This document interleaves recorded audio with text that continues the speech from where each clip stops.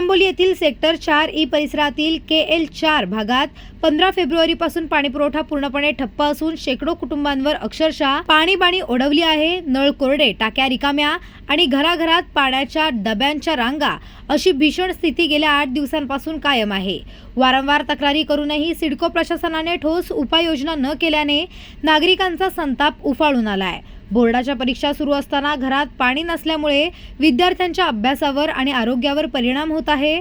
महिलांना पाण्यासाठी वणवण करावी लागत असून ज्येष्ठ नागरिक आणि लहान मुलांचे हाल होत आहेत। या गंभीर परिस्थितीची दखल घेत स्त्री शक्ती फाउंडेशनच्या संस्थापिका विजया कदम यांनी थेट सिडकोच्या अधिकाऱ्यांना जाब विचारत आक्रमक भूमिका घेतली। 15 फेब्रुवारीपासून KL4 मध्ये पाणी नाही तर प्रशासन झोपेत आहे का, असा संतप्त सवाल त्यांनी उपस्थित केला। त्यांच्या पाठपुराव्यानंतर सिडकोने जलवाहिन्यांमध्ये अडथळा शोधण्यासाठी हालचाली सुरू केल्याचे समजले। KL4 परिसरातील कंपाऊंड 17 ते 24 आणि 25 ते 32 या भागांमध्ये पाणीपुरवठा पूर्णपणे बंद आहे।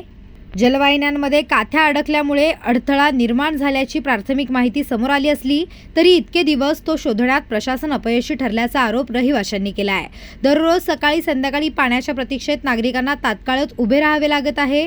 काहींनी खासगी टँकरवर अवलंबून राहण्यास सुरुवात केली आहे, मात्र त्याचा आर्थिक भार सर्वसामान्यांना पडत आहे। दूषित पाण्याचा प्रश्न यापूर्वीही वारंवार समोर आला होता, तरीही सिडकोकडून कायमस्वरूपी उपाययोजना न झाल्याने नागरिकांमध्ये तीव्र नाराजी आहे। स्थानिक महिलांनी आपली व्यथा स्त्री शक्ती फाउंडेशनकडे मांडल्यानंतर विजया कदम यांनी तात्काळ सिडको पाणीपुरवठा विभागाच्या कार्यकारी अभियंता आणि सहाय्यक अभियंत्यांशी संपर्क साधला। बोर्डाच्या परीक्षा सुरू असताना विद्यार्थ्यांना पाण्यासाठी त्रास सहन करावा लागणे ही प्रशासनाची गंभीर चूक आहे।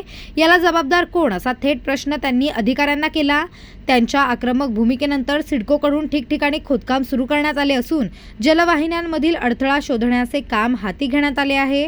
तोपर्यंत संबंधित भागाला तातडीने टँकरद्वारे पाणीपुरवठा करावा अशी मागणी स्त्री शक्ती फाउंडेशनने केली आहे। या प्रकरणी आमदार प्रशांत ठाकूर यांच्या मार्गदर्शनाखाली सिडकोच्या वरिष्ठ अधिकाऱ्यांची भेट घेऊन कायमस्वरूपी तोडगा काढण्यासाठी प्रयत्न करण्यात येणार असल्याची ग्वाही विजया कदम यांनी दिली आहे।